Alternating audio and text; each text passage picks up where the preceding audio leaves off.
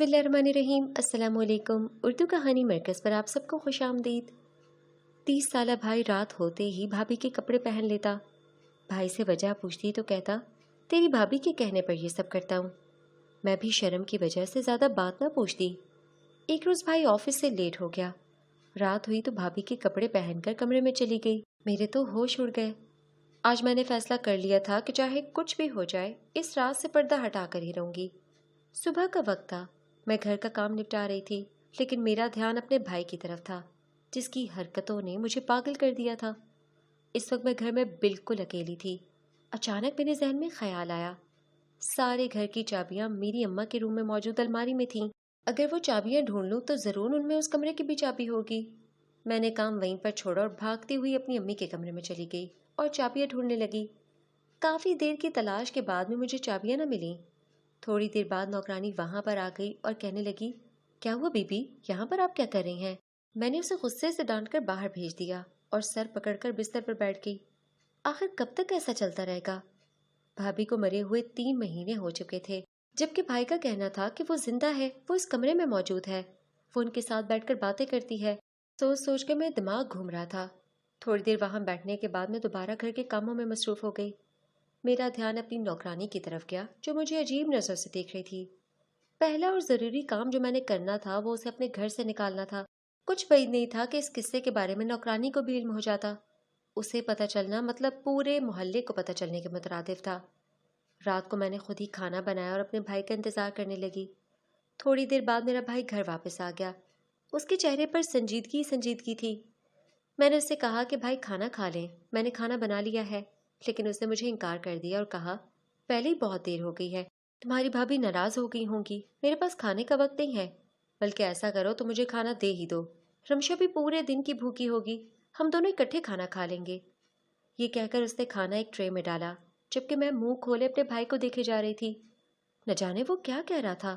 भाई, रमशा भाभी का 3 महीने पहले एक एक्सीडेंट में इंतकाल हो गया। मैंने ऊंची आवाज में चबा चबा कर ये अल्फाज अदा किए, जबकि मेरे भाई के चेहरे के असरात ऐसे थे जैसे वो मेरी बात सुन ही नहीं रहा। ट्रे में खाना लगाने के बाद वो अपने कमरे में चला गया, जहां से उसने भाभी के कपड़े दोबारा पहने। उसके बाद उसने ट्रे उठाई और घर के कोने में बने कमरे में चला गया, जहां उसके बकौल भाभी उसका इंतजार कर रही थी। मैं तेजी से कुर्सी से उठी और अपने भाई के पीछे तेज तेज चलने लगी, लेकिन मेरे कमरे में दाखिल होने से पहले ही उसने दरवाजा मेरे मुंह पर बंद कर दिया। मुझे शर्मिंदगी का शदीद एहसास हुआ, लेकिन उससे बढ़कर मुझे गुस्सा आ रहा था। मैंने दरवाजे के साथ कान जोड़ लिए ताकि सुन सकूं कि अंदर चल क्या रहा है। मेरी हैरत की इंतहा न रही जब मुझे कमरे से अपनी भाभी की आवाज़ सुनाई दी। ऐसा मुमकिन नहीं है, ये नहीं हो सकता। मैं खुद से ही बातें करने लगी। मेरी भाभी बाकायदा मेरे भाई से बातें कर रही थी और उसके सवालात के जवाबात भी दे रही थी। तो क्या मेरा भाई सच कह रहा है? मेरी भाभी वाकई जिंदा है? हजारों सवालात थे जो मेरे जहन में गर्दिश कर रहे थे, लेकिन मेरे पास उनमें से किसी सवाल का जवाब नहीं था। बेबसी का एहसास शदीद से शदीद तर होता जा रहा था। मैं काफ़ी देर वहां पर बैठी रही और काफ़ी देर मुझे अंदर से बातों की आवाज़ें आती रहीं, जहां पर मेरा भाई बड़े प्यार से मेरी भाभी को खाना खिला रहा था।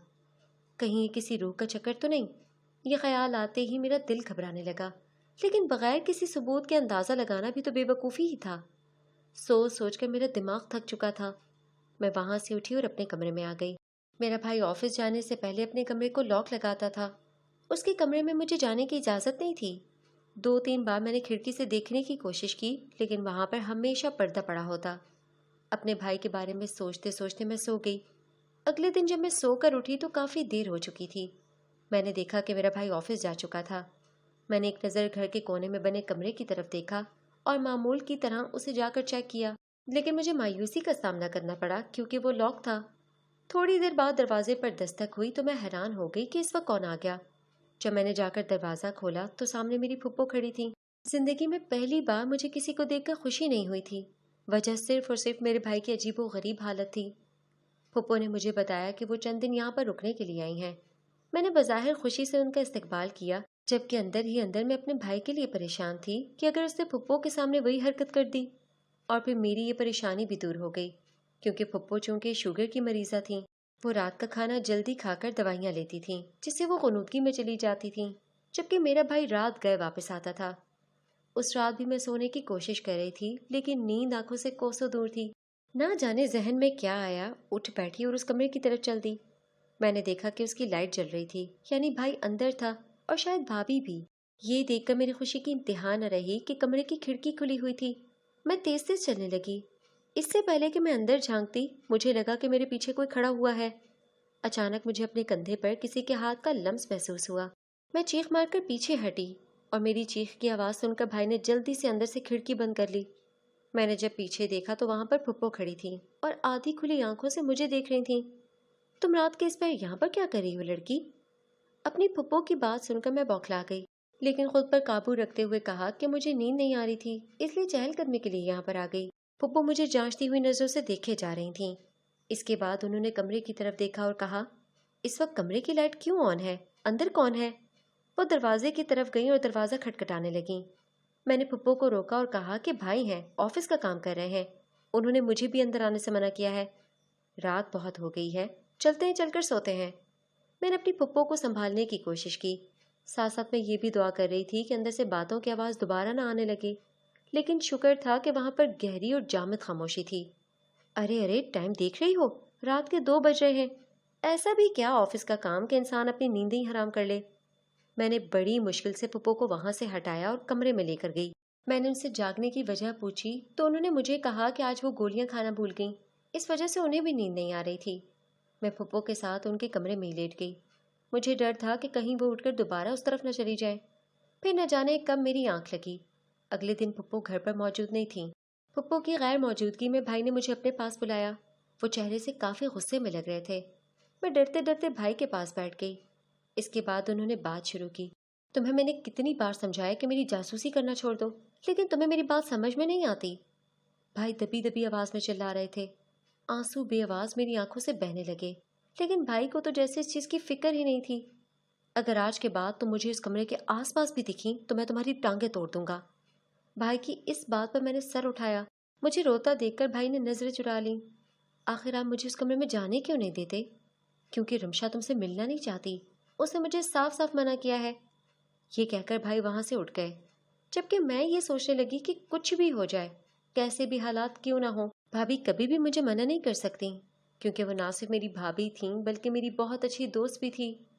وہ ہمارے ہی پڑوس میں رہتی تھی، اس کا ہمارے گھر میں آنا جانا کافی زیادہ تھا، اور یوں میرا بار بار بھائی کے سامنے اس کے بارے میں بات کرنا اور اس کا ہمارے گھر میں آنا جانا بھائی کو اس کے ساتھ محبت میں مبتلا کر گیا۔ بھائی کی فرمائش پر میں بڑی خوشی سے امی کے ساتھ اس کے گھر میں رشتہ لے کر گئی، جسے انہوں نے قبول کر لیا، لیکن شادی کے چند سالوں بعد ہی ان کا انتقال ہو گیا۔ میرا بھائی بھابھی سے بہت محبت کرتا تھا، وہ اس پر اپنی جان دیتا تھا، ہر کام وہ اس کے مشورے سے کرتا۔ میں ان دونوں کا بہت مذاق بناتی، لیکن وہ ایک دوسرے میں اتنے مگن ہوتے کہ ان پر میری باتوں کا اثر ہی نہ ہوتا۔ کچھ دن یوں ہی گزر گئے۔ میں نے بھائی سے دوبارہ اس بارے میں کوئی بات نہیں کی، لیکن بھائی کا رویہ اب بھی ویسا کا ویسا ہی تھا۔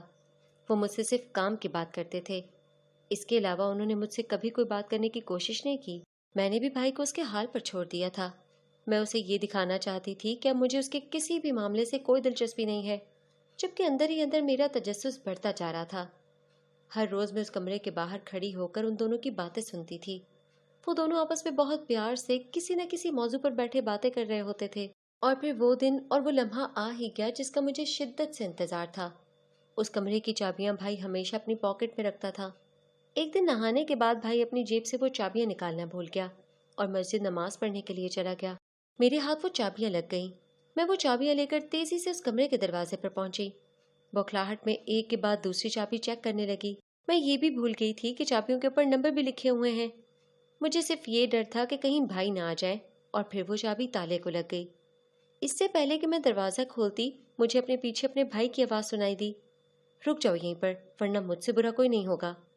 میرا پورا جسم خوف سے کانپنے لگا۔ مجھ میں اتنی ہمت نہیں تھی کہ میں پیچھے مڑ کر دیکھوں۔ چابیاں میرے ہاتھ سے چھوٹ کر زمین پر جا گریں اور وہ دروازہ ابھی تک بند تھا۔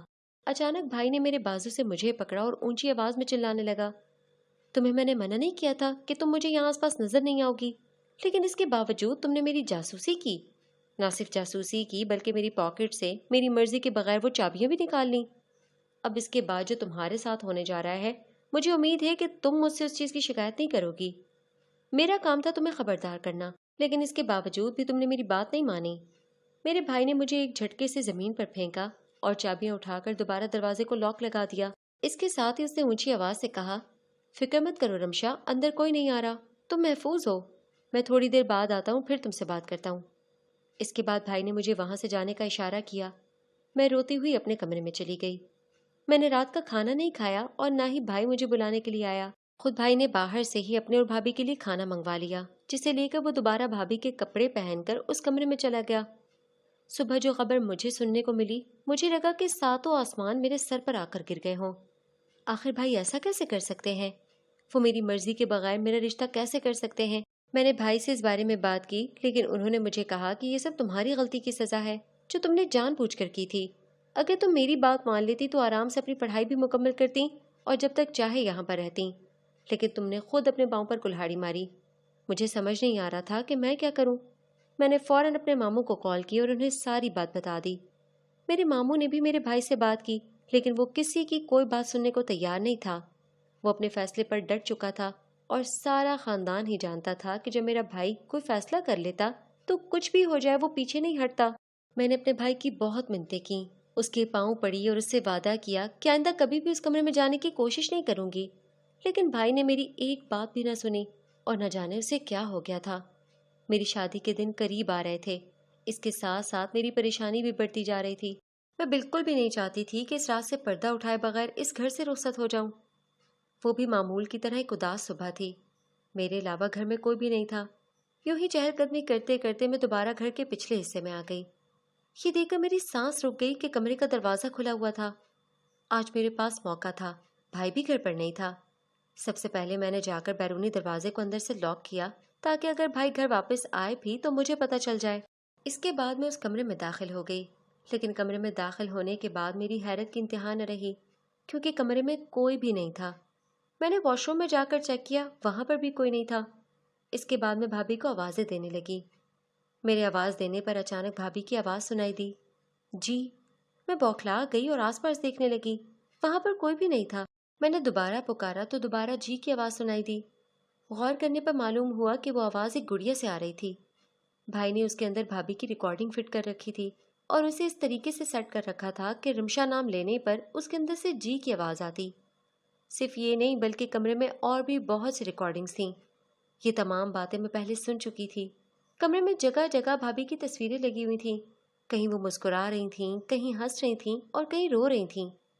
میرا بھائی نفسیاتی ہو چکا تھا، اسے علاج کی ضرورت تھی۔ میں نے کمرے کا دروازہ بند کر دیا، ساتھ ہی تالا لٹک رہا تھا جو کھلا ہوا تھا۔ میں نے دروازے کو وہ تالا لگا دیا۔ شام کو بھائی واپس آئے، وہ چہرے سے کافی پریشان نظر آ رہے تھے، لیکن دروازے کو بند دیکھ کر وہ دوبارہ پرسکون ہو گئے۔ میں نے ماموں سے اس بارے میں بات کرنے کا فیصلہ کیا۔ ایک وہی تھے جو میری مدد کر سکتے تھے۔ میں نے انہیں ساری بات بتا دی، لیکن انہیں بھی میری بات پر یقین نہیں آ رہا تھا۔ میں نے ماموں کو اپنے گھر بلا لیا۔ 2-3 دن وہ یہیں پر رہے۔ ایک رات انہوں نے اپنی آنکھوں سے بھائی کو بھابھی کا لباس پہنے ہوئے گھر کے کونے میں بنے کمرے کی طرف جاتے ہوئے دیکھا، اور پھر باہر کھڑے ہو کر انہوں نے بھی وہی آوازیں، وہی ریکارڈنگ سنی جو میں نے سنی تھی، اور پھر ہم بھائی کو بتائے بغیر انہیں سائیکیٹرسٹ کے پاس لے کر گئے۔ انہوں نے میرے بھائی کو ہسپتال میں داخل کر لیا اور اس کا علاج کرنے لگے۔ تھوڑے ہی عرصے بعد میرا بھائی بالکل ٹھیک ہو گیا۔ اب تک میں نے شادی نہیں کی تھی، میں اپنے بھائی کے صحت یاب ہونے کا انتظار کر رہی تھی۔ میرے ماموں نے میرے سسرال والوں سے تھوڑا وقت مانگ لیا، وہ بھی خوشی خوشی مان گئے۔ میرے بھائی کے ٹھیک ہونے کے بعد میں شادی کر کے اپنے سسرال واپس آ گئی۔ اس کے بعد میں نے اپنے بھائی کو دوسری شادی کرنے کے لیے کہا، لیکن انہوں نے مجھے صاف انکار کر دیا، مگر میری اور کوششوں کے بعد ان کی شادی ایک بہت ہی اچھی لڑکی سے ہو گئی۔ کچھ ہی سالوں میں اللہ تعالیٰ نے انہیں جڑواں بیٹوں سے نوازا۔